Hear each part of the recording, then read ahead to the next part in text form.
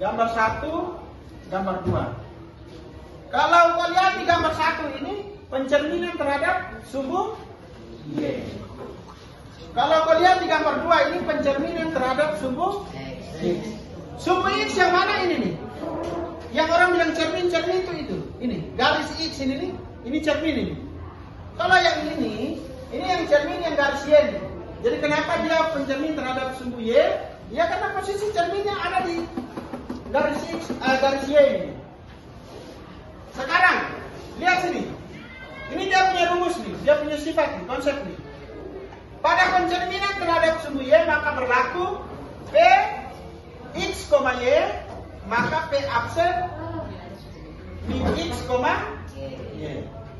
Ini ada tanda petik di atas namanya, bacanya P absen. Ini bayangannya nih. Berarti otomatis bayangan yang ada di ini. Ini dia punya wujud asli nih. Wujud asli.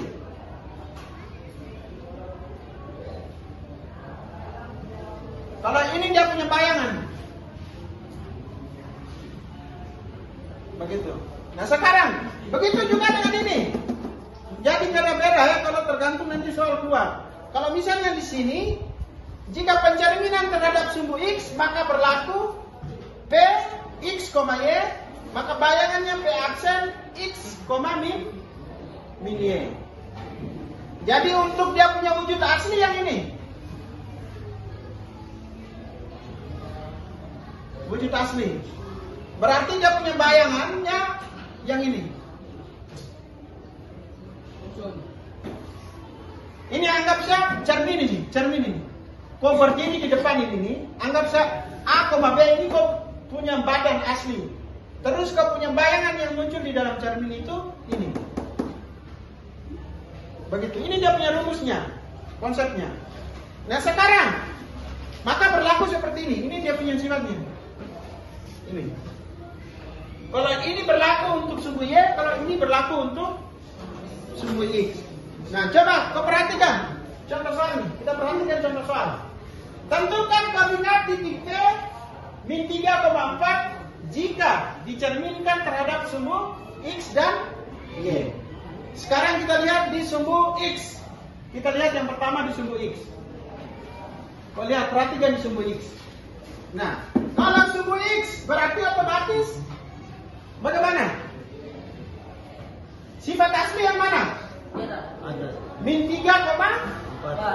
Min 3,4. Berarti dia punya bayangan yang muncul di dalam cermin. Jadinya min 3,4.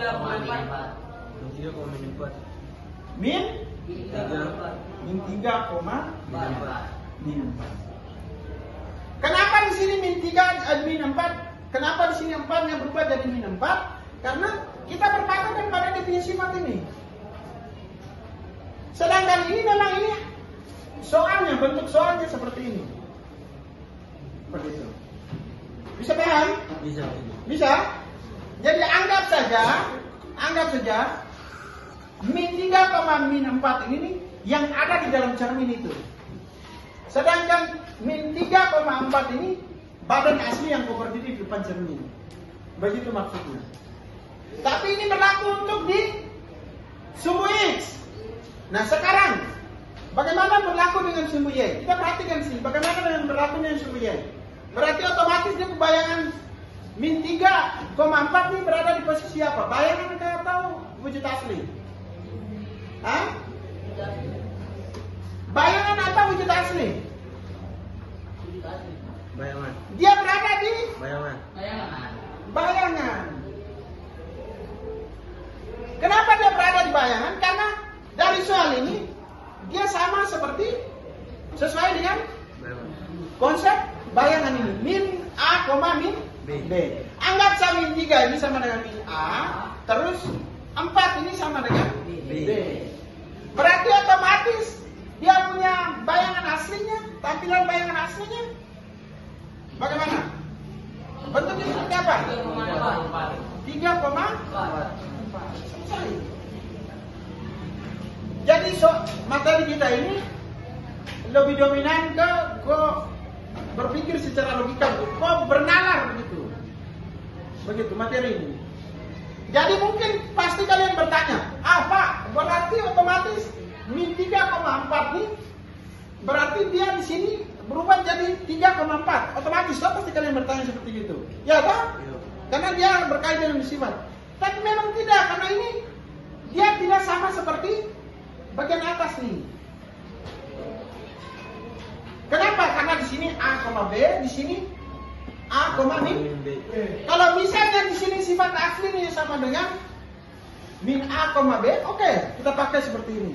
Tapi kalau misalnya di sini min A, B, berarti kita taruh min 3,4 nih di sini. Tapi karena di sini semuanya tidak sama seperti ini, otomatis ini merupakan wujud asli. Begitu. Wujud asli yang dari soal ini. Jadi kenapa yang ini kita taruh di bayangan di sini? Karena soal ini dia sama persis di bayangan. Begitu maksudnya. Bisa? Bisa tidak? Hah? Bisa tidak? Oke.